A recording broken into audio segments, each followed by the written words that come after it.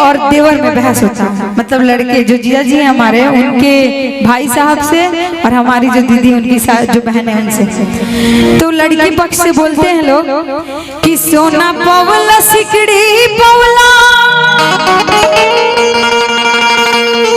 अरे घड़ी गइला पाई बोला अब का चाहे हो, कि सोना पवला सिकड़ी पवला, अरे घड़ी गइला पाई बोला अब का चाहे हो, बोला अब का चाहे हो, पवला सोना यस भौजाई बोला अब का चाहे हो, बोला अब का चाहे हो, पवला सोना यस भौजाई बोला अब का चाहे हो, बोला अब का चाहे हो।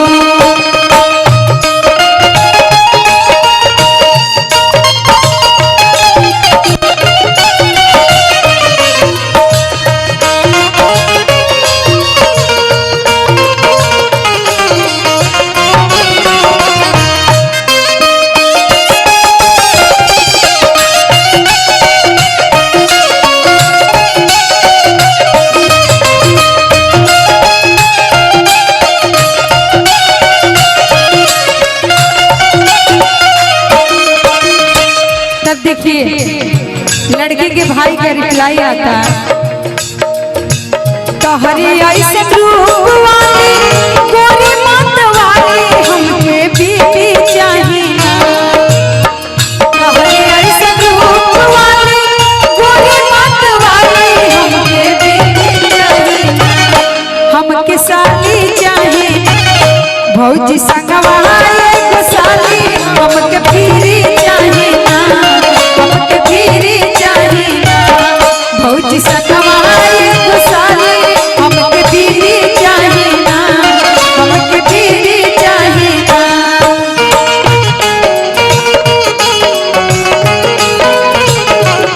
भौजी हमसे हंसी बोले बतिया के पड़ी, दिल देवरो सब तोहरा लगावे के पड़ी, दिल देवरो सब तोहरा लगावे के पड़ी।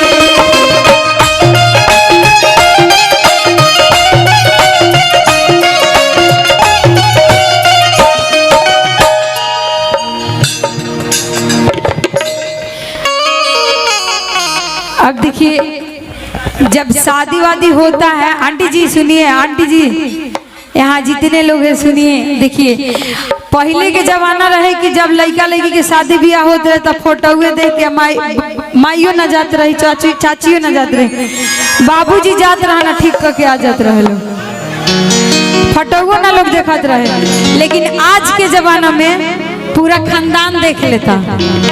तो देखिए जब शादी करके एक पतोह अपने ससुराल में जाती हैं तो उनकर सास कहत रही कि सुना 4 गो लोग आइल बा, माथा पाँचर रख के तब जइहा केहू के सामने। तो देखी पतोह के रिप्लाई बा कि शादी से पहले देनी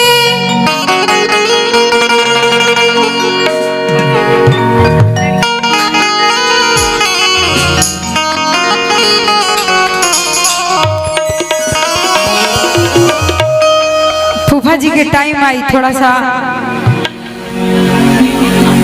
तो आदर्श भैया फूफा जी का नाम आप किस लिए बताए हमें? अंकल जी, अच्छा अच्छा।